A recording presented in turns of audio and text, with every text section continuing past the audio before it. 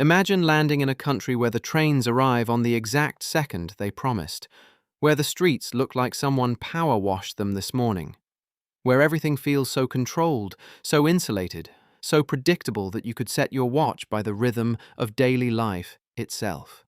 Switzerland feels like the safest bet in a world that never stops burning. But here's the thing about safety.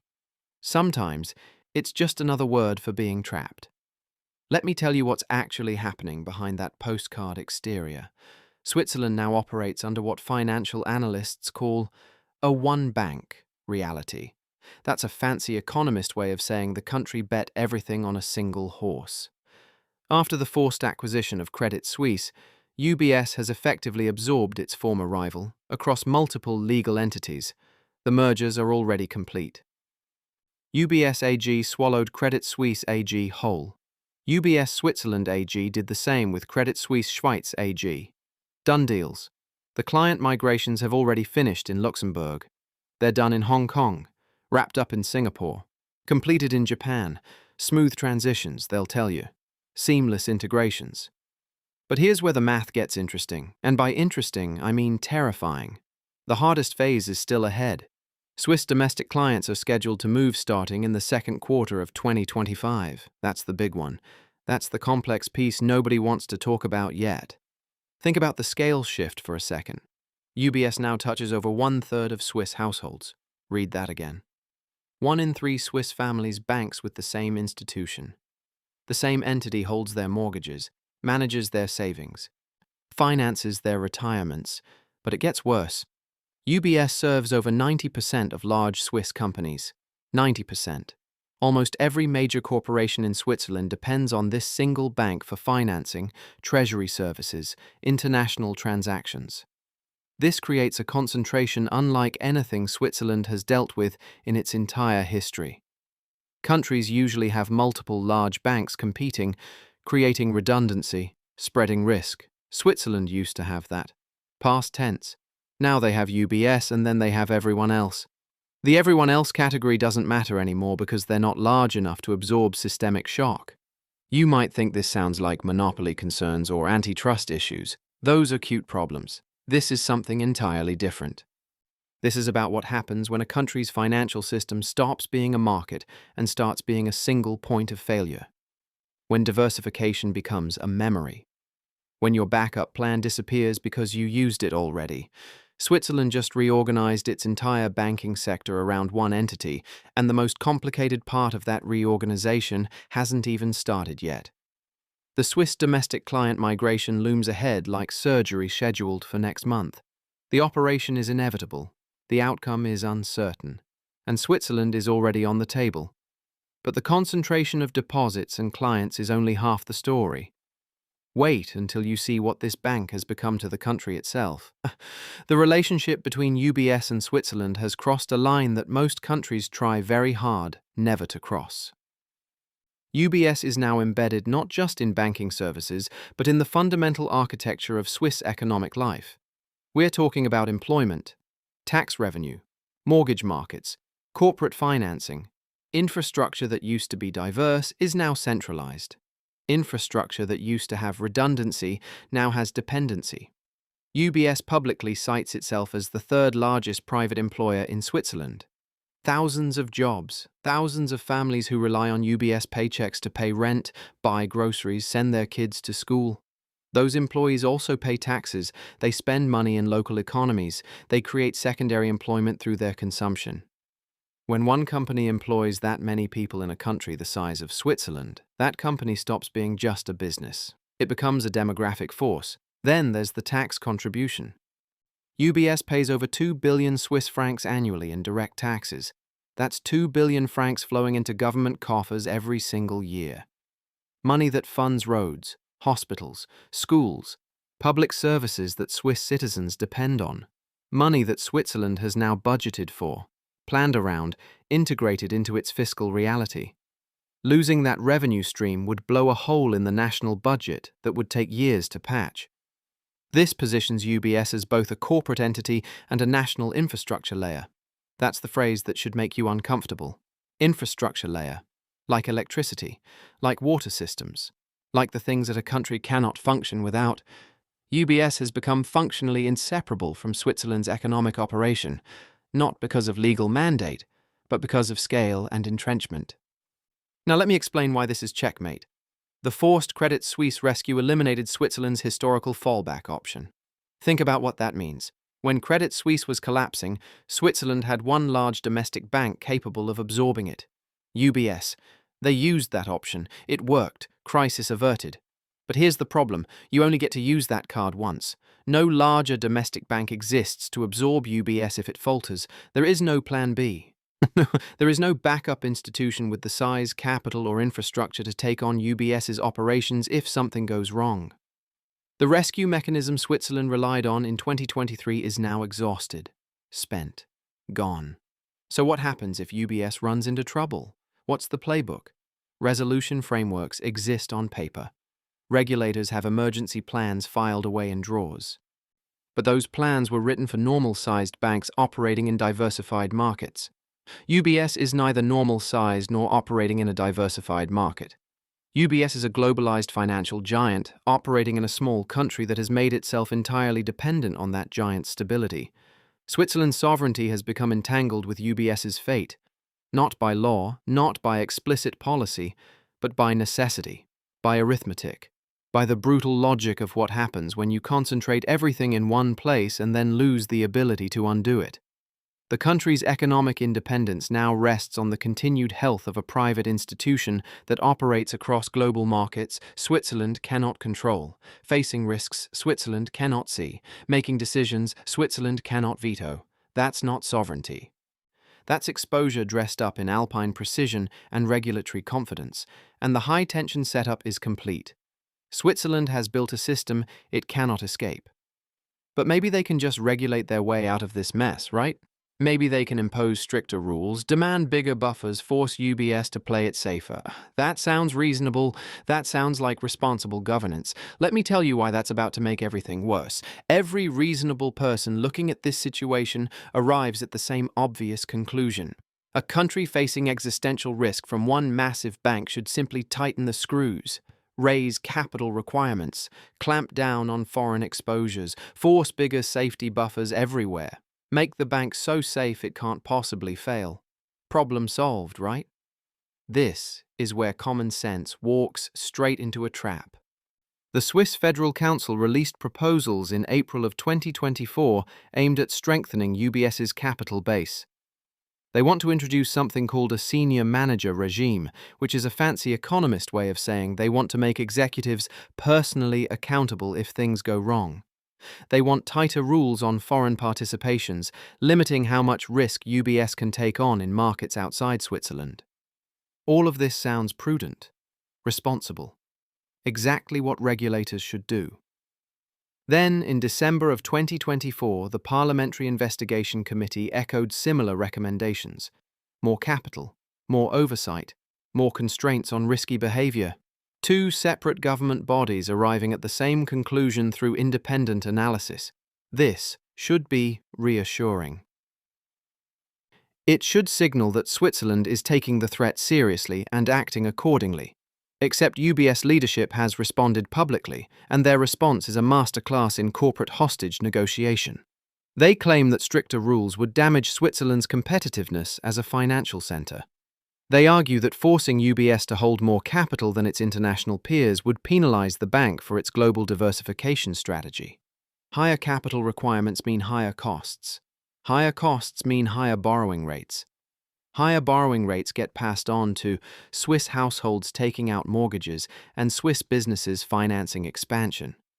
UBS is effectively signaling a very clear message to the Swiss government. Push too hard, and Switzerland hurts first. Not UBS, Switzerland. The bank has made itself so central to the economy that disciplining it becomes an act of self-harm for the country. Regulate us too strictly, and we become less competitive. Less competitive means less profit. Less profit means less tax revenue, fewer jobs, reduced lending capacity. The very tools Switzerland needs to protect itself become weapons pointed at its own economy. This is what a hostage dynamic looks like in financial policy.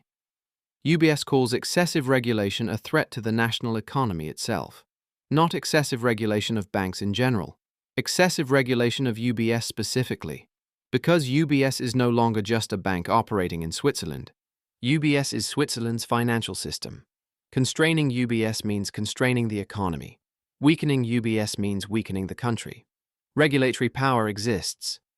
Swiss authorities have the legal authority to impose whatever capital requirements they want. They can demand stricter oversight, they can limit foreign risk exposure, but that power has become risky to use. Every regulatory action now comes with the question, what does this cost Switzerland? How much economic pain are we willing to accept to make UBS safer? How do we balance systemic stability against competitive disadvantage? This is the pivot point where good intentions collide with structural reality. Switzerland wants UBS to be safer, but making UBS safer might make Switzerland poorer, less competitive, less attractive as a financial hub. UBS knows this. UBS uses this. The bank has transformed regulatory policy into a negotiation where the regulator has to consider the economic consequences of being too strict. Think about that power dynamic for a second. The institution being regulated can credibly threaten that regulation will hurt the country doing the regulating. That's not normal. That's not how financial oversight is supposed to work. But that's where Switzerland is right now. Stuck between the risk of doing too little and the cost of doing too much. And the worst part? Even if Switzerland gets the regulatory balance exactly right, even if they thread the needle perfectly between safety and competitiveness, they're still sitting on top of math that doesn't care about policy nuance. Math that makes every regulator in the world nervous. Let me show you the numbers that keep Swiss financial authorities awake at night. UBS total assets as of December 31, 2024, $1.565 trillion. Let that number sit in your brain for a moment. 1.565 trillion, with a T. Now let me translate that from financial jargon into visceral reality. This balance sheet is grotesquely disproportionate to Switzerland's GDP. We're talking about a bank whose total assets dwarf the entire economic output of the country it's based in. That's not normal scale. That's not healthy concentration. That's a structural imbalance that creates catastrophic vulnerability. If UBS fails, the Credit Suisse playbook is gone. The takeover option no longer exists because there's nobody left to do the taking over. What are the remaining tools if UBS gets into trouble? Resolution, restructuring, partial or full liquidation. Every single one of those options is politically explosive, socially devastating, and economically catastrophic. Resolution means breaking up the bank in an orderly fashion while it's failing. Good luck doing that with 1.565 trillion in assets spread across global markets in multiple currencies with countless counterparties and interdependencies. Restructuring means forcing losses on creditors and shareholders while trying to keep critical functions operating. That triggers bank runs, market panic, and capital flight. Liquidation means shutting it down and selling off the pieces. In a country where UBS is embedded in 1/3 of households and 90% of large companies, liquidation would be economic suicide. Switzerland keeps telling itself it has safety cushions. The CET1 capital ratio sits at 14.3%. That's Common Equity Tier 1 capital, which is a fancy economist way of saying the highest quality loss-absorbing resources the bank has. 14.3% sounds solid. It's above minimum requirements. It suggests UBS can weather significant losses before becoming insolvent. Then there's TLAC resources, $185 billion. Total loss-absorbing capacity. These are instruments designed to absorb losses and recapitalize the bank if it fails. 185 billion sounds like a fortress, like an impenetrable buffer between UBS and disaster. But here's what the expert group keeps emphasizing. Scale plus complexity make outcomes uncertain. Those buffers exist to absorb losses, yes, but the scale of UBS and the complexity of its operations mean nobody actually knows if those buffers would work in a real crisis. Theory is beautiful. Models are elegant. But when you're trying to resolve a globally systemically important bank with 1.565 trillion in assets while preventing contagion across international markets and protecting domestic depositors and maintaining critical financial services, theory meets friction, and friction destroys theoretical buffers faster than anyone predicts. Regulatory unease is showing cracks. In October of 2024, FINMA suspended approval of UBS recovery and emergency plans. That's the Swiss Financial Market Supervisory Authority basically saying, "We've reviewed your plans for what happens if you get into trouble, and we're not convinced they'll work." The determination was clear. These plans need more work to be truly resolvable. Translation: we don't believe you can actually be safely unwound if things go wrong. Think about the implications of that suspension.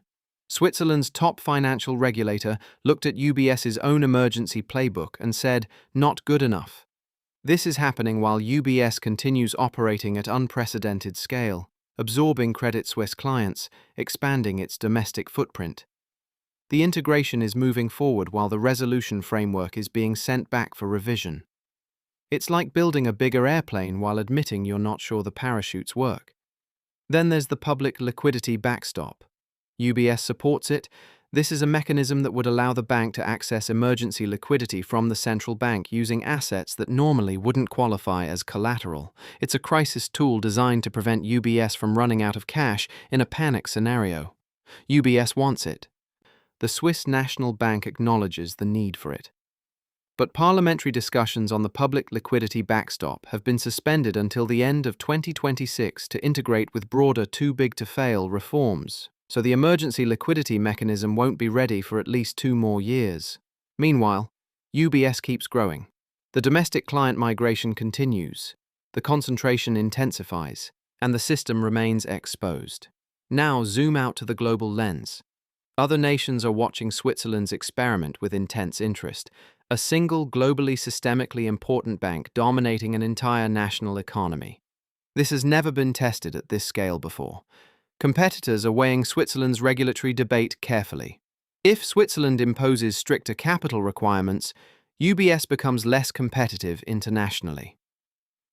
That's a potential advantage for rival banks in other countries. But if Switzerland keeps regulation loose, they're accepting systemic risk that could explode across borders.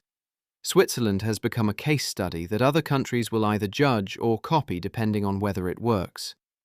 Financial regulators in the UK, the US, the EU are watching to see if a small country can successfully manage a massive global bank without destroying its own economy or creating spillover risk for everyone else. If Switzerland succeeds, other countries might allow similar concentration in their own markets. If Switzerland fails, it becomes a warning label for a generation. The terrifying math isn't just about UBS's balance sheet, it's about the impossibility of the position Switzerland has locked itself into. Too big to regulate strictly without economic pain. Too big to fail without catastrophic consequences. Too complex to resolve with any confidence, and too central to avoid. But maybe I'm being too alarmist. Maybe this is just Switzerland's problem. Maybe the rest of the world can watch from a safe distance and learn without suffering. Let me explain why that's dangerously naive, and why what happens in Switzerland is a warning signal every country should be hearing right now. Switzerland now embodies a structural paradox that should terrify policymakers everywhere.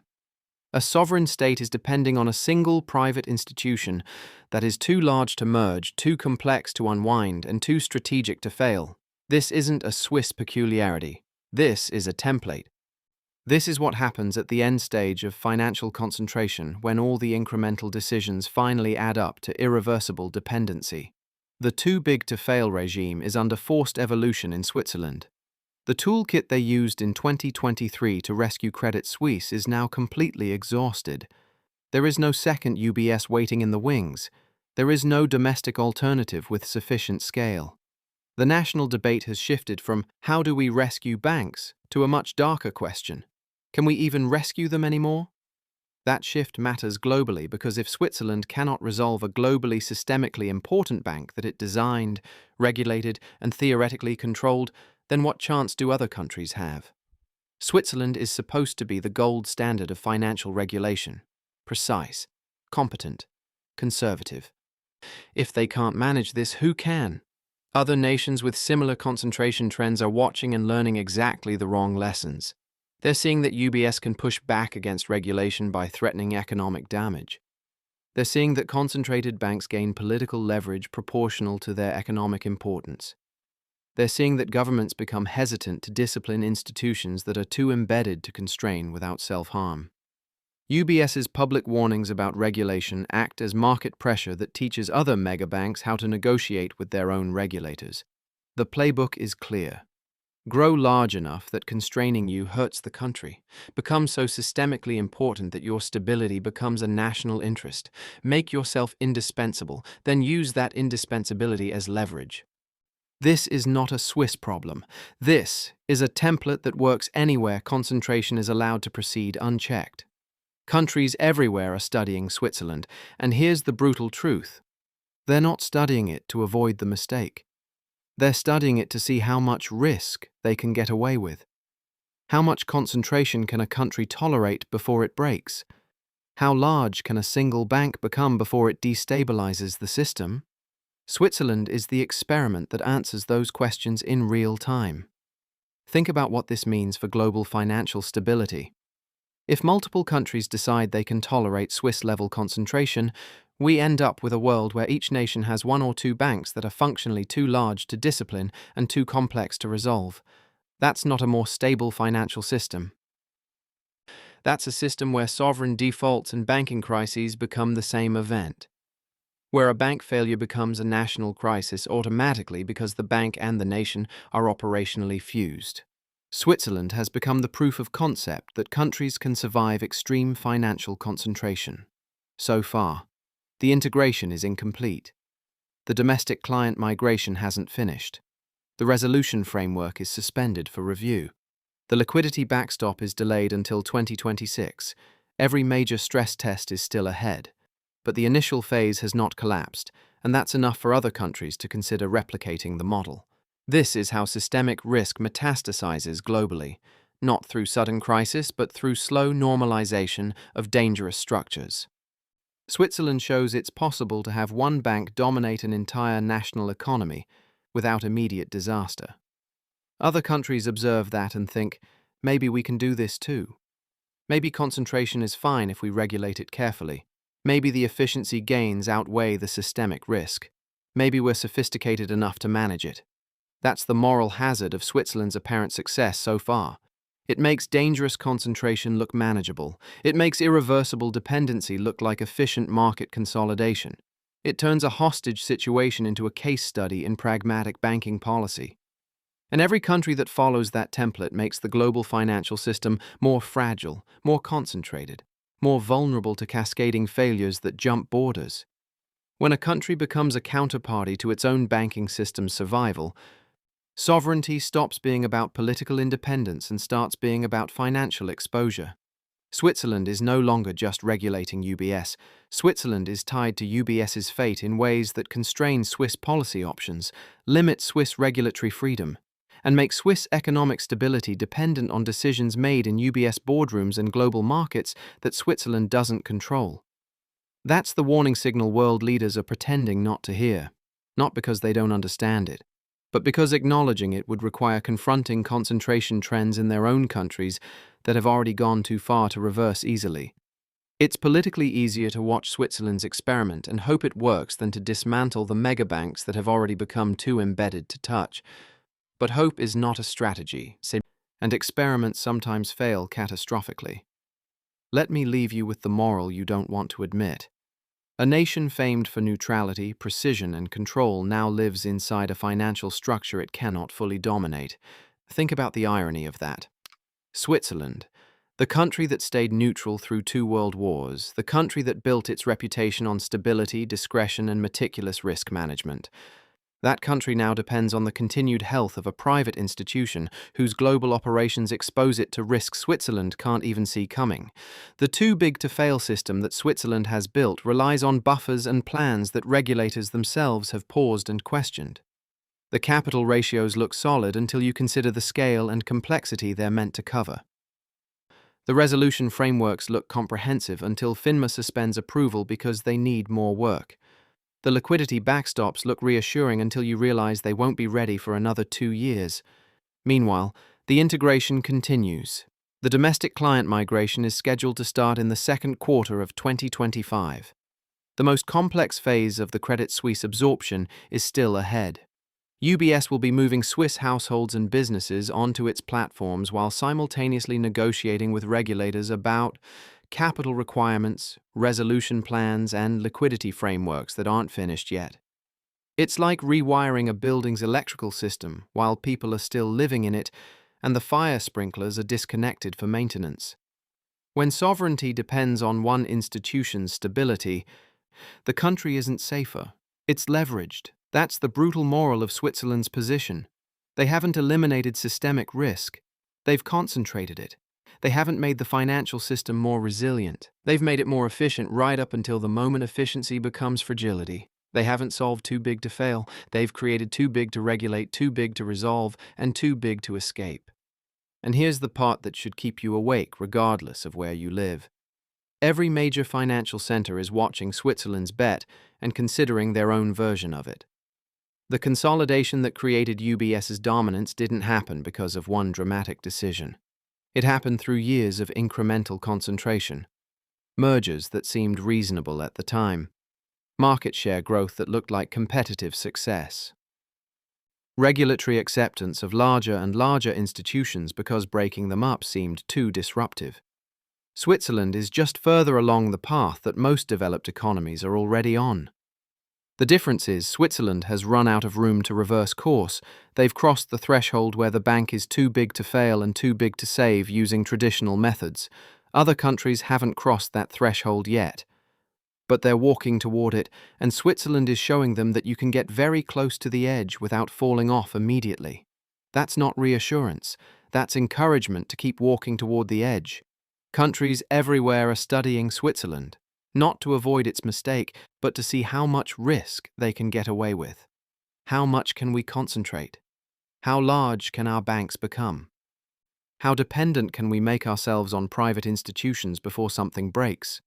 Switzerland is answering those questions in real time, and so far the answer has been more than you'd think. But so far is doing a lot of work in that sentence. The full integration isn't complete. The hardest phase is ahead. The resolution framework needs revision. The liquidity backstop is delayed. The regulatory debate about capital requirements is unresolved.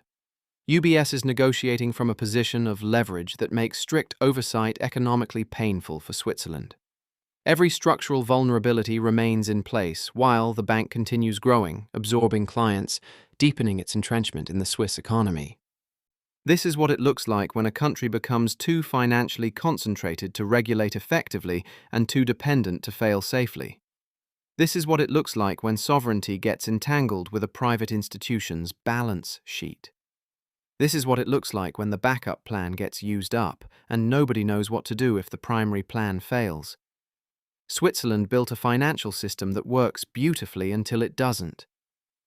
And when it doesn't, there is no plan B. There is no domestic rescue option. There is no larger bank to absorb the failure. There is only resolution, restructuring, or liquidation, political catastrophe, economic devastation, social upheaval, and the gnawing uncertainty about whether any of the safety mechanisms would actually work under real crisis conditions.